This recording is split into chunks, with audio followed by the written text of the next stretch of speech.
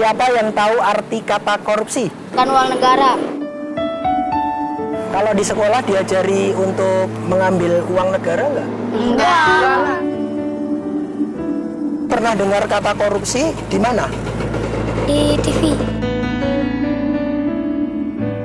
Di sekolah tidak diajari? Enggak.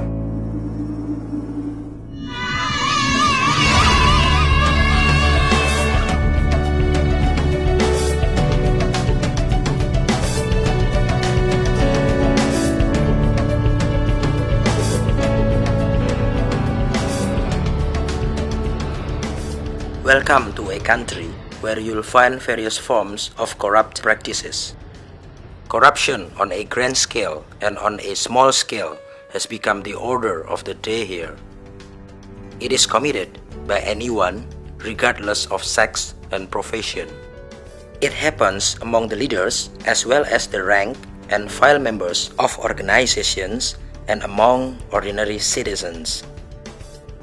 The extent of corruption is such that it has been likened to everyday friendly greetings. Good morning, good day, good evening, which you say for social politeness. It is very much part of the day-to-day life of the people. I drove along the streets of the capital city of Jakarta and occasionally stopped to ask the common people at random about their views on corruption. Setiap manusia pasti pernah melakukan itu. Kalau masalah korupsi, makan uang rakyat. Kita yang kena impactnya. Iya. Pernah nggak Ajeng dan Ari melakukan korupsi? Pernah, nggak munafik saya juga pernah kok. Dari zaman sekolah, wah nih bayaran segini, padahal cuma sekian gitu kan. Ini bayar buku segini, padahal cuma sekian gitu. Sama, kurang lebih. Contoh sama pacar, dia ngajakin ke pasar atau ke mall, kita beli jam atau perhiasan. Saya selalu, jangan deh beli sendiri. Nah, saya korup sama dia, misalnya, yang nih jamnya harganya misal sekian ratus ribu atau 1 juta atau berapa. Padahal belinya cuma 50.000. Mengapa Ajeng melakukan itu? Justru itu dia, karena hati nuraninya apa ya? Emang dari adatnya kali, adat orang Indonesia, kebanyakan korupsi. Kalau Ari, mengapa melakukan korupsi waktu itu? Mau menghasilkan yang besar tapi dengan cara yang salah. Mencuri ayam itu jelas. Korupsi itu kamu memakai sesuatu yang lain untuk mengambil sesuatu yang bukan milikmu. Mengapa korupsi seperti itu terjadi? Karena nggak ada pengawasan yang baik, karena nggak ada harga diri. Bangsa ini perlu meningkatkan harga dirinya. Pengawasan juga penting. Siapa saja yang bisa melakukan korupsi itu? Semua orang bisa. Pernah melakukan korupsi? Dalam tahap kecil-kecilan, level-level kecil-kecilan, ya. Kita semua pernah melakukannya. Contohnya apa? Nyontek waktu saya masih kuliah, itu korupsi yang paling buruk yang pernah saya lakukan. Saya pernah dengar atau baca data yang bilang bahwa 80-90% orang Indonesia korupsi katanya. Tapi memang kita lihat kasat mata lah di mana-mana orang korupsi. Di pinggir jalan orang korupsi, tukang parkir korupsi, semua korupsi. Kalau saya korupsi waktu ada, tidak bertanggung jawab dengan waktu ya, itu termasuk juga korupsi. Kalau Imel dan Sisil mendengar kata-kata korupsi, apa yang ada dalam pikiran untuk pertama kalinya? Berantas ya. Kalau korupsi udah pejabat gitu. Korupsi itu udah di mana-mana gitu. Kayaknya nggak bisa diberantas gitu ya.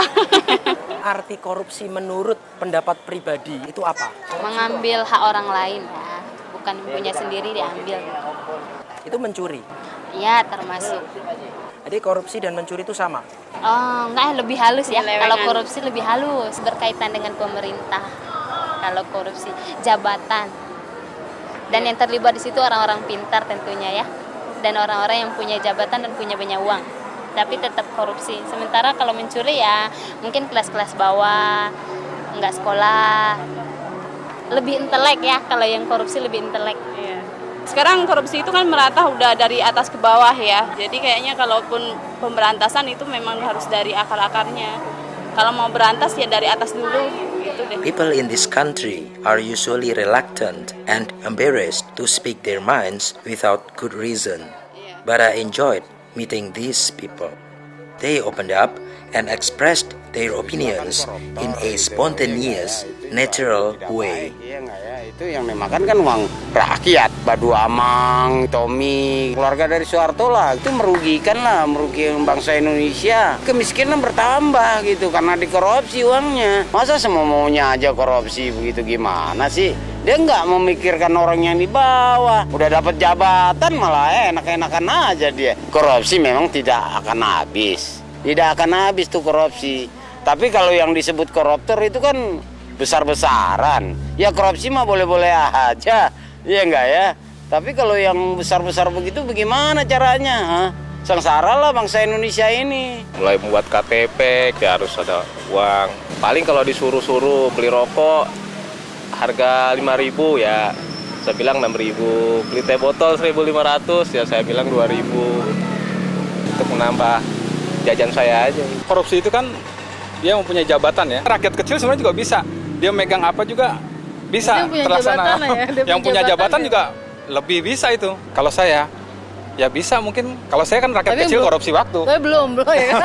Kalau korupsi untuk yang ya buat kesana yang besar-besar, yang kayak orang-orang yang lebih itulah saya nggak bisa. Hanya saya korupsi waktu aja.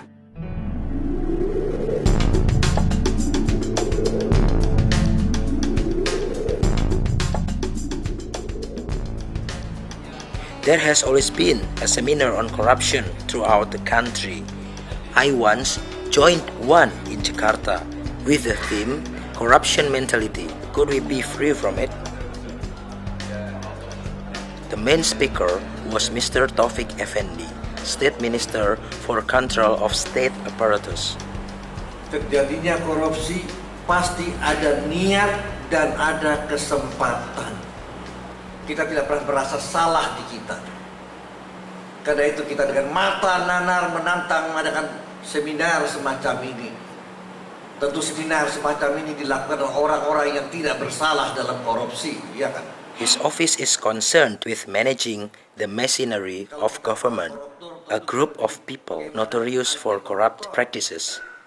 His speech shows his abhorrence of any form of corruption that has long been prevalent all over the country. Kalau kita para koruptor, tentu kita berpikir bagaimana anti koruptor. Tapi karena kita yakin kita bahwa kita tidak terlibat di dalam korupsi di bangsa ini, kita berani mengadakan seminar serupa ini. Kita adalah orang-orang bersih menurut kita. Itulah yang kita lakukan, adu teori, waduh banter omongan, aduh hebat. How true is the minister's statement? There was a doubt in my mind a few hours before the speech. On that day, the minister was scheduled to be the keynote speaker at 9 a.m., but he didn't show up then. 45 minutes later, he hadn't arrived. At 10:06, he still was not there. Time went by and it was 10:22 and no minister was around. The participants patiently waited until he eventually appeared. Even the man or woman in the street thinks that being unpunctual is a form of corruption. Our minister was over 1.5 hours late for a seminar that took place in his own office. There had been no prior notification and no apology. Neither was there any reaction for the participants, as if nothing wrong had happened. Everything looked perfectly normal and got along nicely. Ke depan, kita harus punya satu kesamaan persepsi tentang korupsi. In this country, a speech has its own world which often has nothing to do with reality. Bagaimana peranan teknologi dalam mengurangi korupsi?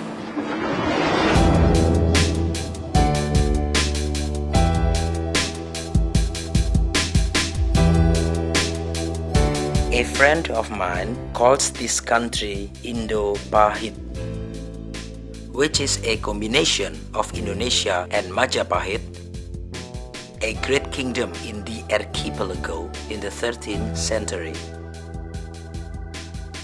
The other meaning is Bitter Indonesia. My name is Lexi Rambadeta. I'm a documentary filmmaker. I live in a country with a current population of 240 million. For hundreds of years, this region was under the domination of Europeans. It was an exotic region with abundant agricultural products and plantation yields.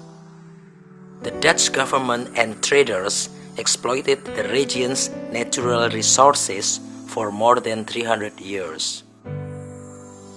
The celebrated novelist Pramudia Anantatur has called Indonesia a country of slaves, slaves of other nations and among nations. Even at the beginning of the 20th century, when life in the Western world had reached a high level of development, this nation continued to be a backward nation.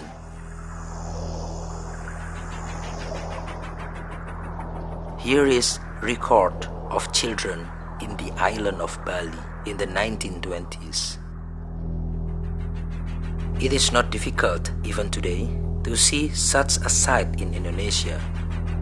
In spite of the rich natural resources, the majority of the population have been living in poverty and misery for thousands of years throughout Indonesian history. During the times of the Hindu and Buddhist kingdoms, the Dutch colonial power, the Japanese occupation, and the present day. Poverty deprived the people of education and helped to create a nation of low mental capacity, unable to liberate themselves from feudalism and superstition, not intelligent enough to explore possibilities or options open to them, and therefore tending to develop a mentality of taking shortcuts. The practice of giving tribute inherited from the past has persisted into this century. One of the founding fathers, Sukarno, who fought hard to build a progressive and advanced nation, failed in his effort to change the mentality of his people. During the Cold War, Britain, the United States, and Australia worked to topple Sukarno in the 60s. They succeeded.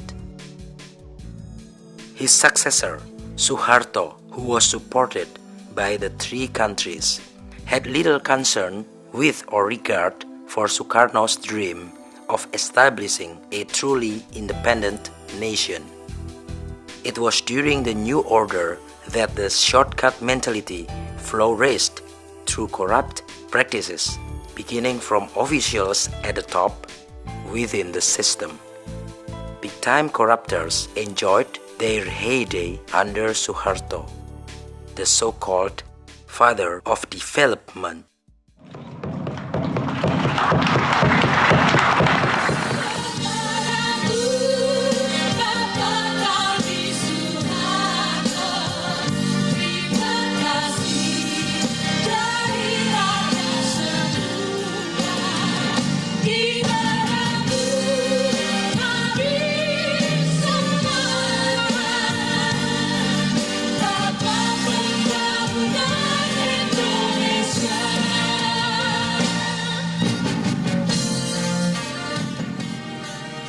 The ongoing corruption at the top directly affects corruption at the bottom and becomes part of a national way of life, a corruption culture, which is deep-seated in the heart and manifested in everyday life,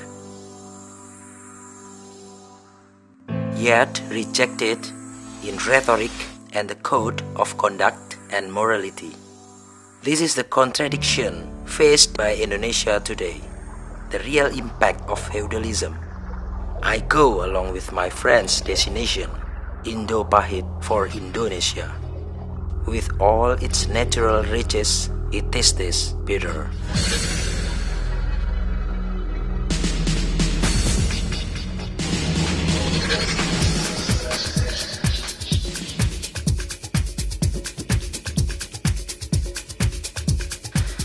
In 2001, I made a recording of the practice of illegal levies by police and army officers in the nightlife quarters of Jakarta.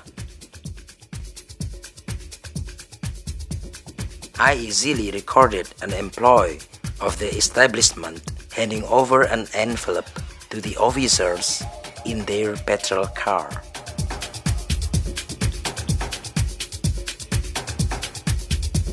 I showed the recording to Colonel Anton Bahrul Alam, the spokesman of the Jakarta Police Force at that time.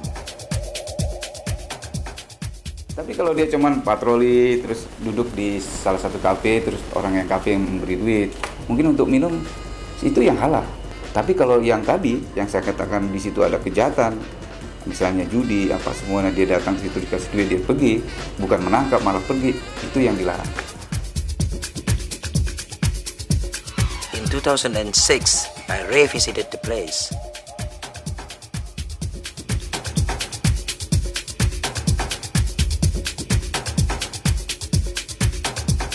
The same thing happened exactly as the one I recorded in 2001. The police and army officers took bribes.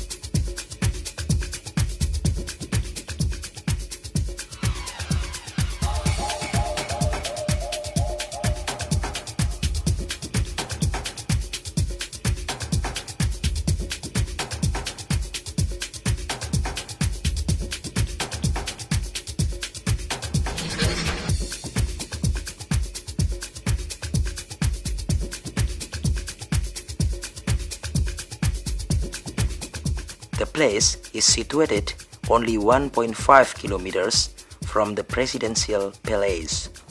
I then went to see Anton Bahrul Alam again, currently a high-ranking officer in public relations of the police force. I showed him the recording and waited for his comments. Itu menyuap petugas dan itu bisa ditindak. Kalau saya lihat tadi rekaman yang ditampilkan didapat di lapangan, dia tidak melakukan apa-apa, tetapi dia menerima amplop yang katakanlah itu mungkin uang kopi ya. Kita sudah menyampaikan kepada seluruh pimpinan di wilayah agar polisi memang harus bisa menolak apa saja pemberian masyarakat, apalagi yang ada kaitannya dengan citra. Brigadier General Anton Bahrul Alam is a nice and friendly officer. During the interview, I felt that he had to be diplomatic, an attitude that is suited to his position. Tetapi kebiasaan-kebiasaan yang terdahulu, saya yakin memang masih berjalan. Nah ini kita perlahan-lahan kita sampaikan kepada masyarakat ya, agar juga tidak membiasakan hal-hal semacam itu. Karena terus terang saja di satu sisi mereka menganggap itu biasa. Tetapi kalau kita soroti, kita jabarkan, kita telaah, ini sangat-sangat memalukan. Lain di waktu saya katakan di tahun 2001 ya. Kalau polisi itu diminta untuk menjaga sesuatu, kemudian dia memang menjaga dengan baik. Kemudian dia dikasih makan, minum. Itu hal yang wajar ya. Karena memang sebagai rasa take and give ya, masa orang suruh jaga terus dibiarin saja kan. Tetapi sebaiknya memang tidak perlu harus ditunjukkan di depan umum, karena akan menimbulkan penilaian-penilaian yang macam-macam. Demikian juga apalagi kalau dia dikasih honor pengamanan, saya kira sebaiknya tidak di depan umum.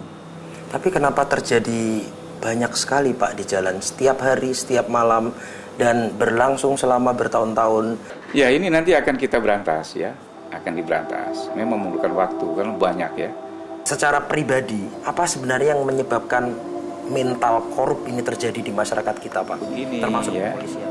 ini kan sudah membudaya ya, katakanlah seperti tadi itu, masyarakatnya ingin cepat urusan dan sebagainya, menyuap dan sebagainya, polisinya juga demikian ya, gajinya kecil dan sebagainya, saling membutuhkan sebagainya. Ini memang mental ini kan harus kita rubah dengan ada solusinya.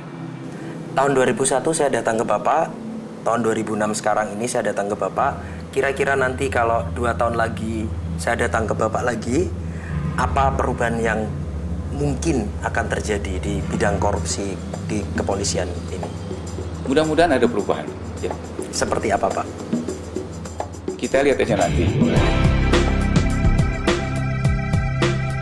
The cost for obtaining a driving license in Jakarta is 400 to 600% higher than the official cost. This place is called Satpas, the official agency that issues driving licenses. There is a welcome sign on the front gate. There is also a warning sign not to use the service of a middleman or an intermediary. Another sign says, "We are ready to serve you." But in reality, it will be extremely difficult for anyone, even those who are very good at driving and safety conscious, to get a driving license without the involvement of intermediaries who hang around in and outside the building. This man is part of a very well organized intermediary agency. Saya mau bikin SIM baru, SIM A. Iya. Caranya gimana? Nanti kita bawa ke kantor. Ini ada Kantor apa itu? Koperasi. Koperasi apa? Koperasi Pertiwi. Ikut koperasi Pertiwi, Dijamin pasti lulus. Pasti lulus. Hari ini juga? Iya, hari ini dapat SIM. Biayanya berapa? Itu 430. Prosedur normal resmi berapa? 110. Cuman Bapak dijamin nggak dapat lulus karena uang tembakan yang di dalam itu yang sekitar 360 tuh nggak masuk gitu. Kalau mau kita kan kita langsung masuk. Ayo His yuk. handphone rings. He also serves his clients by handphone. Itu kan kalau normal 100 berapa? 110. 110. Iya. Kok bisa sampai 470? Itu kan di dalamnya buat nembak ujian teori prakteknya. Kalau nggak ditembakin uang itu nggak bakal jadi isi, Pak. Kalau saya coba pasti nggak lulus ya? Nggak, Pak. Pasti dijamin. Yang langsung foto itu katanya mahal. Berapa? Foto 58 ya. 600-an. For an instant driving license, I don't have to do anything. Simply go into a room and come out with a new license. Cost 600,000 rupiah. Hitung dulu, Mas. The official cost is 110,000 rupiah with the assurance of failure. A few minutes later, I changed my mind. I thought if I only had about 400,000 rupiah, I would have to take a written test and a driving test. I decided to take the 2 tests. I got my 150,000 change from the intermediary. Asal-asalan aja. Asal aja. Ujiannya maksudnya terserah? Iya, terserah mau. Kan isinya ABC. Rutin A semua apa? aja. Jadi saya nggak usah mikir? Nggak usah. Nggak usah pakai otak nih. This is the scene of the written test. There are 25 very easy questions. To pass, at least 18 answers should be right.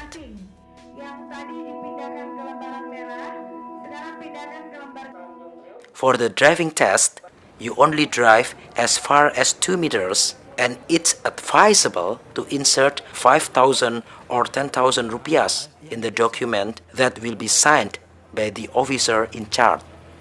Semua nyetir, yang penting Ganti-gantian. dipercepat aja ganti-gantian ya. Setuju kan dipercepat kan? Oke, kalau misalnya Anda ikhlas, selipin aja begini, saya percepat ya. Gimana? Saya selipin aja mau berapa aja seikhlasnya. Ya, ya, jelas ya?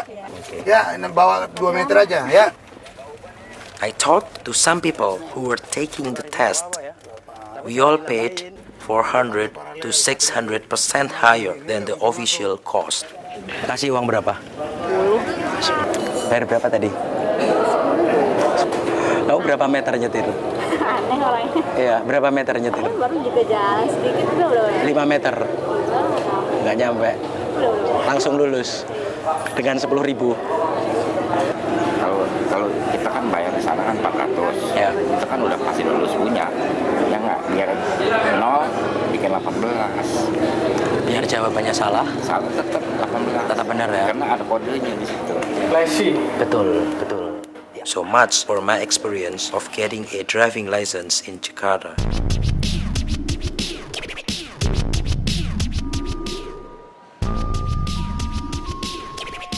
In Jakarta, it is very easy to find corrupt practices.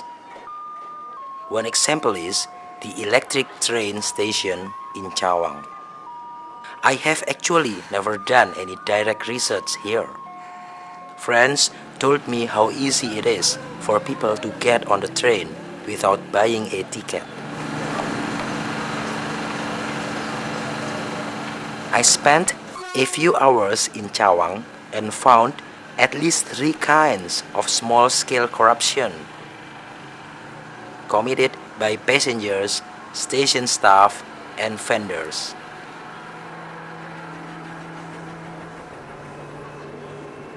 Look at those people freely going in and out of the platform. Only a few passengers showed their tickets to the guard.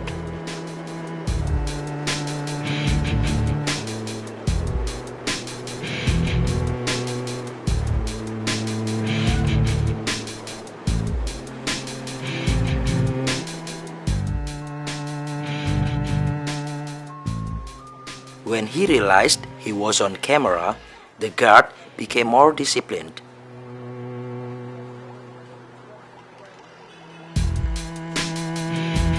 When he was replaced by 2 younger guards, the same thing happened. People passing back and forth.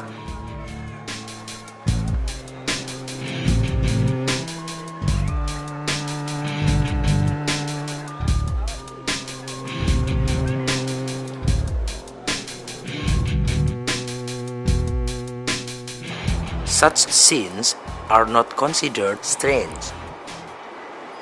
Everyone finds it normal and usual.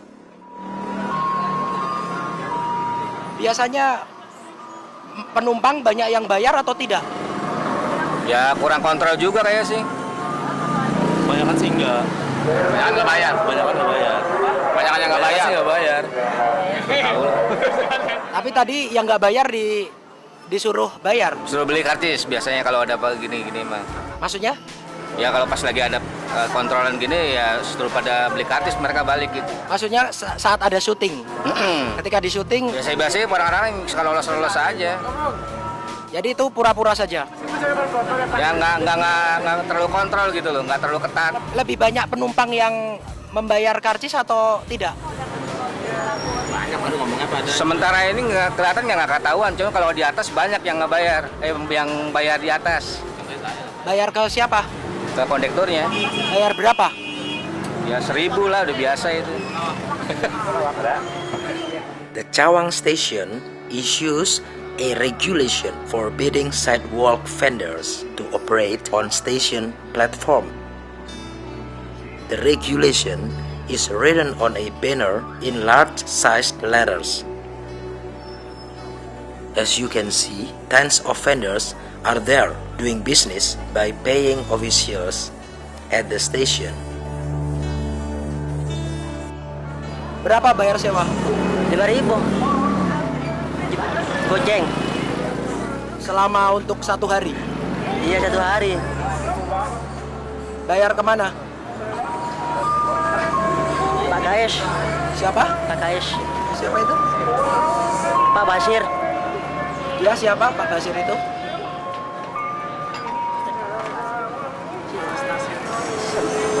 Stasiun. Oh dari stasiun. Iya. Bayar ke stasiun 5.000 sehari. Sehari. Semua juga begitu. Iya. Ini juga bayar 5.000 sehari. Sama Pak.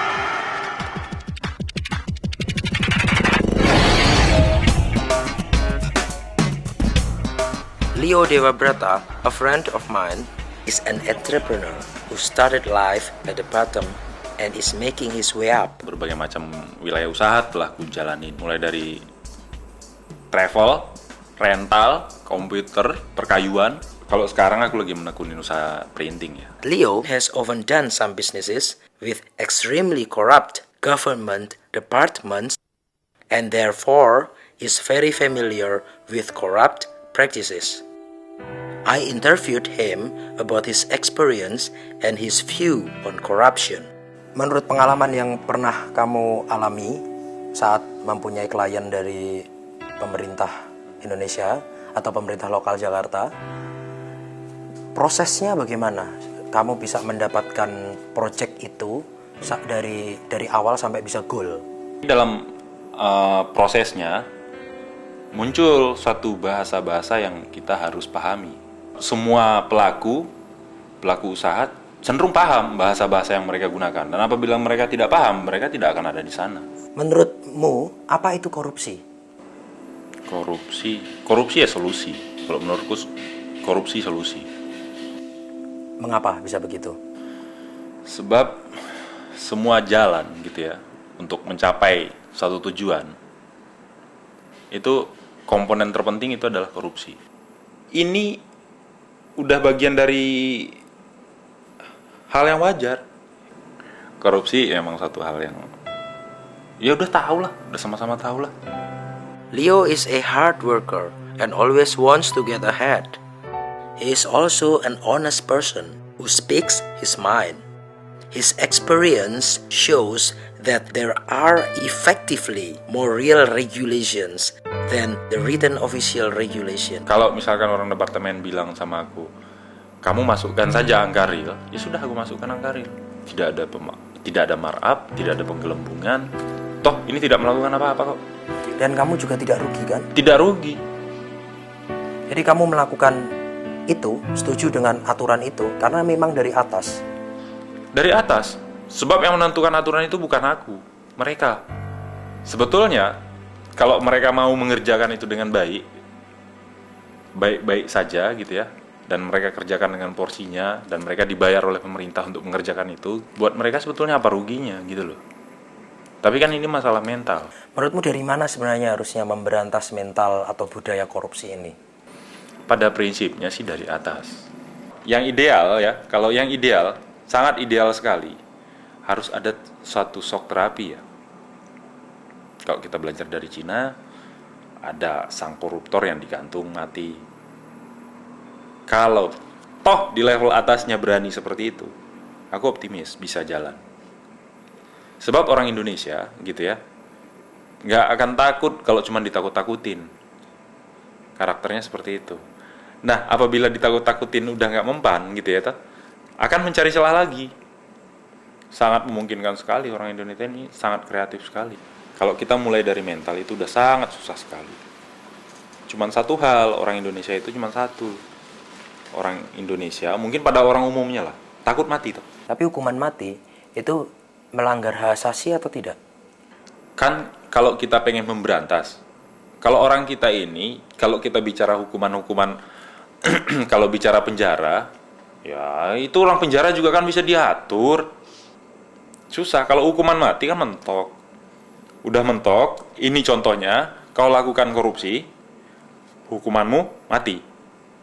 Itu cocok buat orang Indonesia ya, pendekatan seperti itu. Definisi korupsi A, B, C, D. Kau masuk kategori ini, apabila tertangkap dengan bukti, kau mati. Korupsi mudah-mudahan selesai.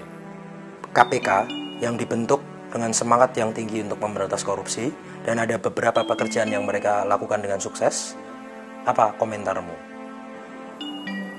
Mereka nggak pernah akan sukses.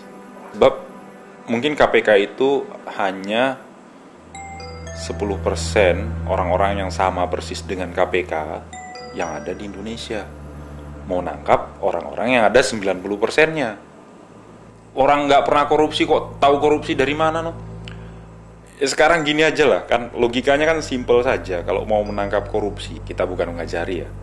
Tapi misalkan mau menangkap korupsi, orang KPK itu orang-orang bersih. Ya kan, dipilih, disortir, siapa yang paling bersih dipilih, dilihat rekornya. Kalau mau tahu korupsi ya orang-orang yang udah pernah korupsi, pernah bekerja sama dengan koruptor, paham tekak-tekuknya. Yang paham korupsi itu mungkin si siapa? Bob Hasan mungkin. Kenapa dia nggak dia aja jadi ketua KPK? Kan dia paham, suruh dia nangkap gitu loh. Tahu pasti, semua orang pasti takut kalau dia. We often hear the expression, to clean something, you must use a clean broom. But Leo has a different opinion. To him, only a true corrupter can catch another corrupter. Only a true corrupter knows the actual system. Presiden Susilo Bambang Yudhoyono terlihat serius dalam upaya pemberantasan korupsi. Bagaimana pendapatmu? Kalau aku bilang dia nggak paham korupsi. Nggak paham korupsi. Kau pikir dengan bergantinya orang-orang tua itu, yang suka korupsi itu, apa yang muda ini nggak korupsi? Enggak. Tetap korupsi. Malah lebih parah. Sebab mereka lebih tahu, gitu loh. Lebih cerdas.